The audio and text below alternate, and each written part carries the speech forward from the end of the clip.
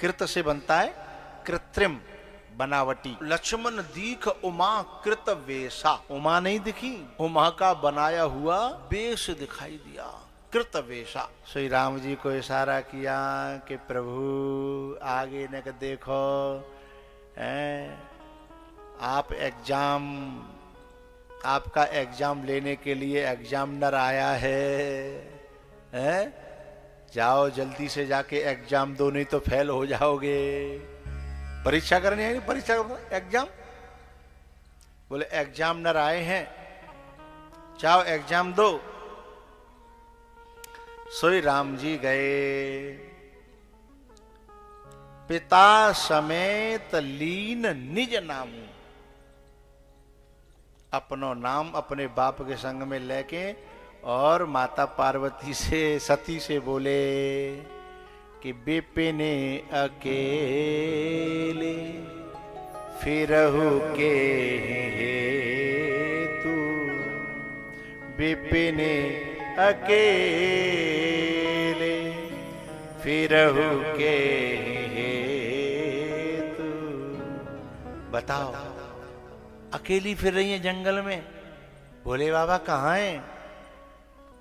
पहले तो सती ने देखा और घबरा गई कि इनको मैं पागल बनाना चाहती थी, ये बिल्कुल भी पागल नहीं बने। दूसरे फिर राम जी से कहने लगी कि तुमने अपने पिता को नाम क्यों लियो? बोले जो है एग्जाम देने के लिए पहले ही पेपर पे अपना और अपने बाप का नाम लिखना पड़ता है। इस समय आप एग्जाम न रहो और हम एग्जाम देने वाले हैं, तो नाम लेना जरूरी था। और राम जी का व्यंग्य ये था कि जा जंगल में बिना गुरु के बड़े बड़े भटक गए हैं और तुम जा में डोल लियो, बिना उंगली पकड़े तुम्हें नहीं आना चाहिए था, भटक जाओगी। अकेले भटकना ठीक नहीं है।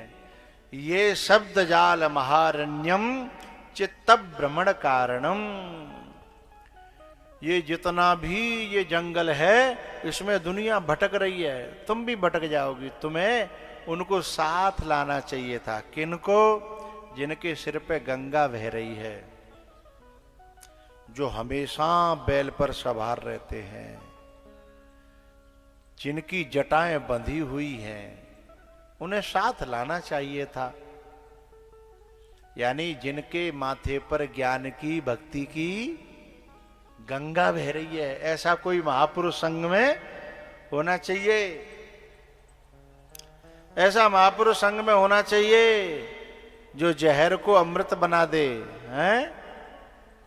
जो विष को अमृत बना दे, जो संसार के सारे जहरों को पी जाए, हैं? और मुख में से जब भी बोले तो राम कथा का उच्चारण करे। ऐसे महापुरुष को तुम्हें संग रखना चाहिए था। उन्हें छोड़ के चली आई। तब राम जी जब सती के पीछे पड़े तो किसी ने राम जी से पूछा कि प्रभु आप इनके पीछे क्यों पड़े हो? बोले हम तो अभिमानियों के पीछे ही पड़े रहते हैं। तो बोले क्या सारे अभिमानियों के पीछे पड़े रहते हो? बोले ना, हमें दुनिया से क्या लेना देना। बोले जिनका संबंध मेरे भक्तों से होता है, मेरे अपनों से होता है ना, मैं उन अभिमानियों के पीछे पड़ा रहता हूं। इसलिए हम सती के पीछे पड़े हैं। बोले कब तक पीछे पड़े रहते हो? बोले जब तक वो लौट के मेरे दासों के, मेरे भक्तों की शरण में न पहुंच जाए, तब तक पीछे पड़े रहते हैं। तब राम जी ने अपना प्रभाव दिखाया और लौट करके शंकर के भगवान के पास में पहुंची तो झूठ बोल गई। कछु न परीक्षा लीने गोसाई, कछु न परीक्षा लीने गोसाई, कीने प्रणाम तुम्हारी नाई।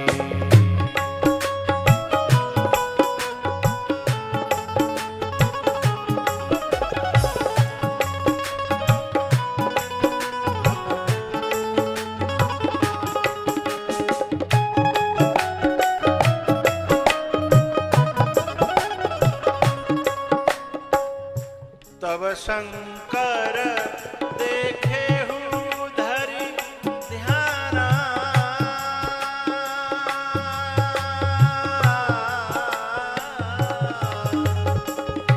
सती जो कीन्हा चरित सब जाना।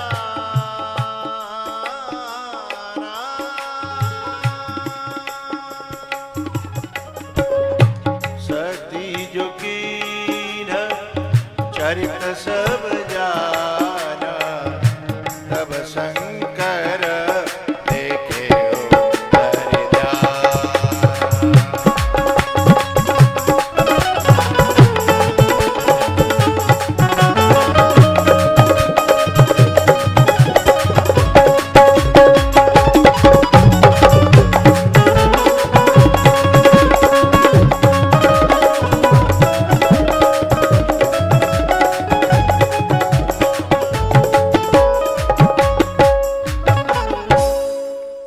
तब शंकर देखे हो धरि ध्याना,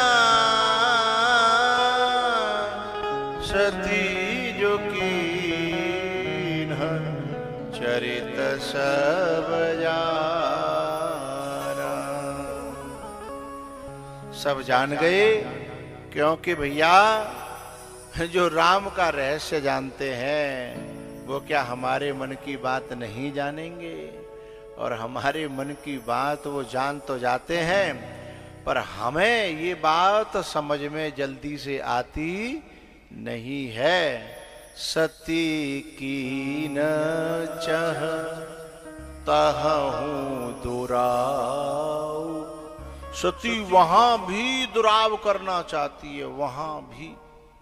जब सुदामा जी महाराज चावलों की पोटली ले गए तो कांख में दुबकाए रह जाता है। कन्हैया तो कृष्णम वंदे जगत गुरु में, और गुरु की नजर तो बड़ी पैनी होती है, गुरु की नजर तो बड़ी टेढ़ी होती है, बड़ी तिरछी नजर होती है साहब। सब दिख रहा है उन्हें। और एक बात सुदामा जी से कहने लगे कि सुदामा जी बातन में लग जाए, हैं? बातन में लगे लगे सुदामा की कांख ने ढीली है गई, और इतने में खींच के पोटली चावल की बाहर पटक लई। भगवान बोले कि इन पोटलियों को दुनिया से छुपाया जाता है मित्र। सखा सोच त्यागहु बल मोरे,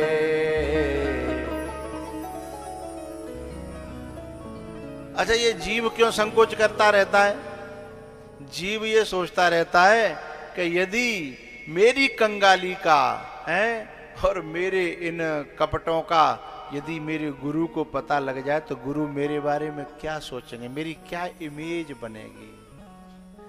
लेकिन हम ये भूल जाते हैं भैया कि हम जो भी बाहर मेकअप करते हैं उसे कैमरा तो देखता है पर एक्सरे मशीन नहीं देखती है। एक्सरे के लिए तुम कितने बार बढ़िया से बढ़िया कपड़ा पहन जाओ, पाउडर लगा के जाओ, लेकिन जब फोटो आवेगा तो सीधे हड्डियां आएंगी है? अब तुम कहते पड़ो कि हम तो, अच्छा एक बात है, हम कितनों कछु गुरु जी के सामने बढ़िया बढ़िया कर लें पर गुरु जी पता ना कहाँ थे हमारी बात खोजे के लावत है। अरे भैया तुम जो दिखाए हुए डोल रहे हो का भाई गुरु जी देखे ही ना रहे, और बातें गुरु जी कछु लेनो देनो है। एक पंक्ति है बड़ी प्यारी, तुम सोच रहे हो बस बादल की उड़ानों तक, मेरी तो निगाहें सूरज के ठिकानों तक मेरी तो निगाहें